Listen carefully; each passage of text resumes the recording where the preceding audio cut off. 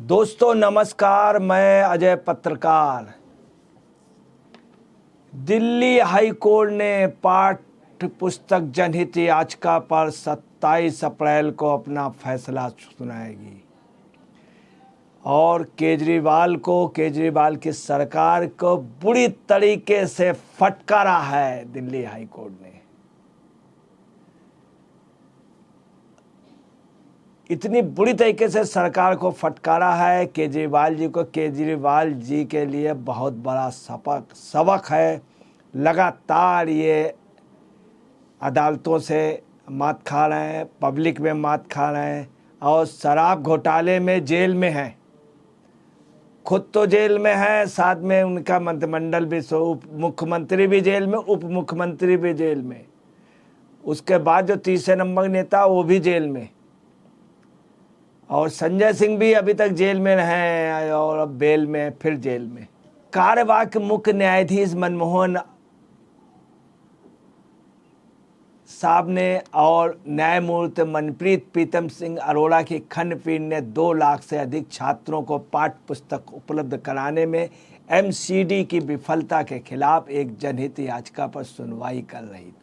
कार्यवाहक मुख्य न्यायाधीश एसीजे मनमोहन जी ने और न्यायमूर्ति मनप्रीत प्रीतम सिंह अरोड़ा की खंडपीठ ने कहा कि दिल्ली सरकार केवल सत्ता के विनियोग में रुचि लेती है। मतलब इतनी बड़ी बात हाई कोर्ट में कह दी गई और कार्यवाहक एसीजे मनमोहन जी ने कहा, न्यायाधीश और न्यायमूर्ति मनप्रीत प्रीतम सिंह जी ने, अरोड़ा जी ने, कि सिर्फ सत्ता के भूखी है, सत्ता के विनियोग में रुचि रखती और दिल्ली उत्पाद शुल्क नीति मनी लॉन्ड्रिंग मामले में गिरफ्तारी के बावजूद इस्तीफा नहीं देकर अरविंद केजरीवाल ने व्यक्तिगत हित साधा है। राष्ट्र हित उससे ऊपर है। आप समझ लीजिए, इतनी बड़ी बात कोर्ट कह दे और कोर्ट में कही जाए कि इन्होंने केजरीवाल ने व्यक्तिगत हित साधा है, राष्ट्र हित ऊपर है, सत्ता ऊपर नहीं है। कितनी बड़ी बात कह दी।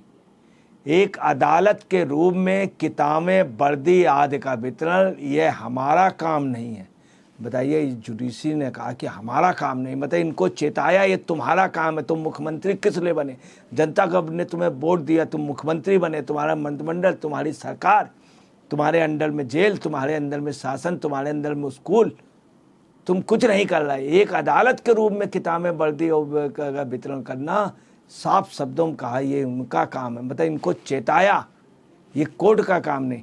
हम ऐसा इसलिए कर रहे हैं क्योंकि कोई अपने काम में विफल हो रहा है। स्पष्ट इनसे कहा कि आप विफल, आपका ग्राहक सिर्फ सत्ता में रुचि रखता है। मुझे नहीं पता कि आप कितनी सख्त चाहते हैं। सत्यता यह है कि आप सत्ता हथियाने की कोशिश कर रहे हैं, इसलिए आपको सत्ता नहीं मिल रही। कोर्ट ने कहा, और गजब कितनी बड़ी बात कही कि आप सत्ता हथियाने की कोशिश कर रहे हैं, इसलिए आपको सत्ता नहीं मिल रही है। कितनी बड़ी बात है।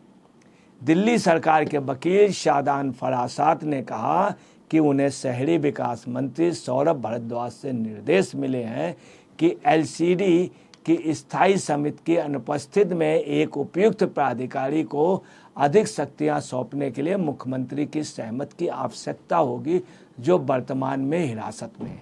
इस दलील पर एसीजे मनमोहन साहब ने जवाब दिया कि यह कोई बहाना नहीं हो सकता है और यह भी कहा कि उच्च न्यायालय ने खुद अरविंद केजरीवाल को सीएम पद से हटाने के निर्देश देने की मांग करने वाली विभिन्न याचिकाओं को खारिज कर दिया था। यह आपकी पसंद है कि आपने कहा है कि मुख्यमंत्री के हिरासत में होने के बावजूद सरकार जारी रहेगी। आप ये देखिए कि हिरासत में रहने के बावजूद भी सरकार जारी रहेगी, मगर काम नहीं करेंगे। इसके पहले भी काम नहीं किया, किताबों पे घपला, हर जगह घपला। कोर्ट ने यह भी कहा कि आप हमें उस रास्ते पर जाने के लिए मजबूर कर रहे हैं जिस पर हम नहीं जाना चाहते थे।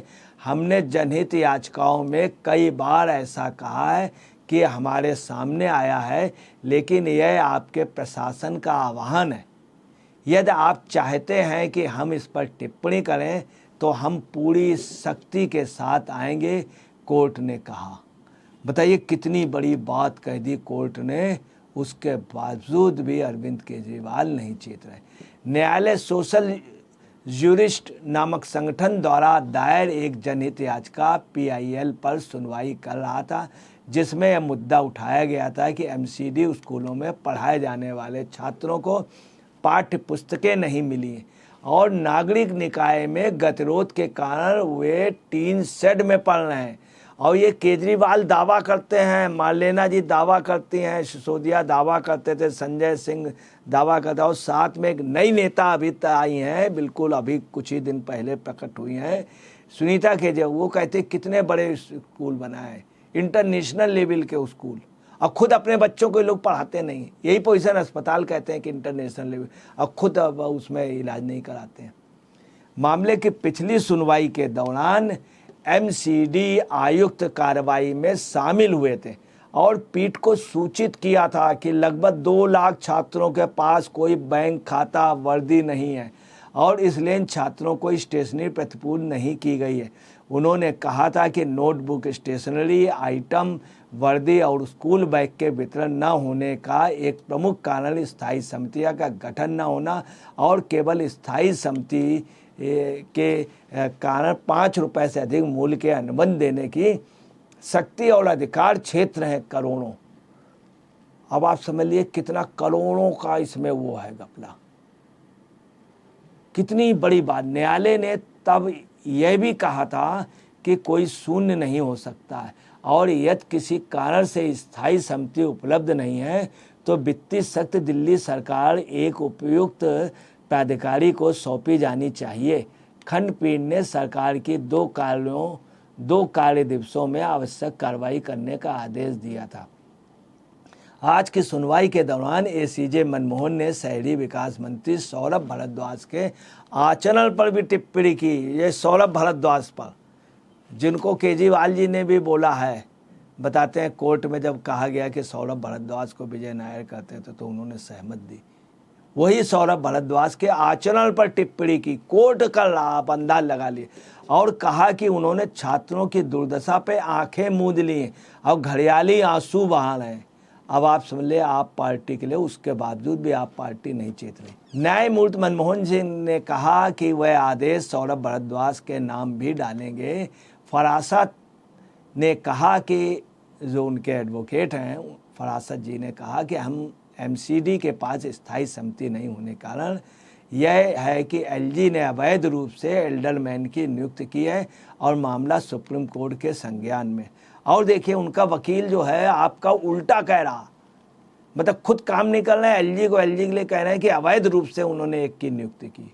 अगर नहीं होता तो ये करोड़ों का घपला हो जाता, और घपला इसमें आप सरकार ने किया। केजरीवाल के वकील ने यह भी कहा, फरासन ने यह भी कहा कि दिल्ली सरकार के पास वैसे भी ज़्यादा शक्तियां नहीं है। इस पर कोर्ट ने टिप्पणी की, दिल्ली सरकार के छात्रों के स्कूल न जाने व पाठ्य पुस्तकों न होने की कोई चिंता नहीं है। कोर्ट ने कहा कि आप रुचि केवल सत्ता में है, यह सत्ता का सर्वोच्च अहंकार है। स्पष्ट रूप से कोर्ट ने कहा केजरीवाल के लिए, उनकी सरकार के लिए, कि आप सत्ता में, आपकी रुचि सिर्फ सत्ता है, सिर्फ आपका मोटो सत्ता है, ध्येय है आपका सत्ता में। और सत्ता का ये जो अहंकार है सर्वोच्च अहंकार है, और अहंकार टूटता है, हमेशा याद रखिए अहंकार टूटता है। कोर्ट ने सरकार को चेतावनी दी कि वह इसे कम करके ना आके।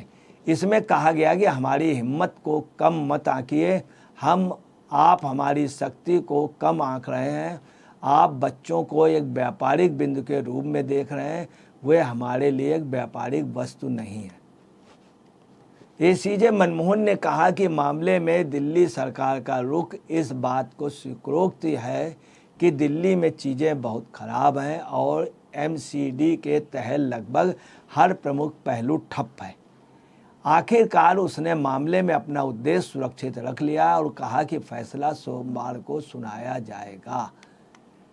अदालत ने फैसला के लिए साफ कह दिया है कि सोमवार को सुनाया जाएगा और फैसला सेव कर लिया गया है।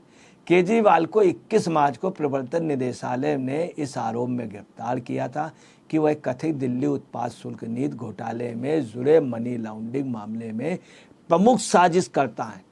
गिरफ्तार में अंतरिम सुरक्षा की उनकी याचिका दिल्ली उच्च न्यायालय द्वारा खारिज किए जाने के कुछ घंटों बाद गिरफ्तारी हुई थी। 22 मार्च को केजरीवाल को ईडी द्वारा न्यायाधीश बवेजा के सामने पेश किया गया, जिन्होंने शुरुआती में आम आदमी पार्टी को 28 मार्च तक ईडी के हिरासत में भेज दिया था।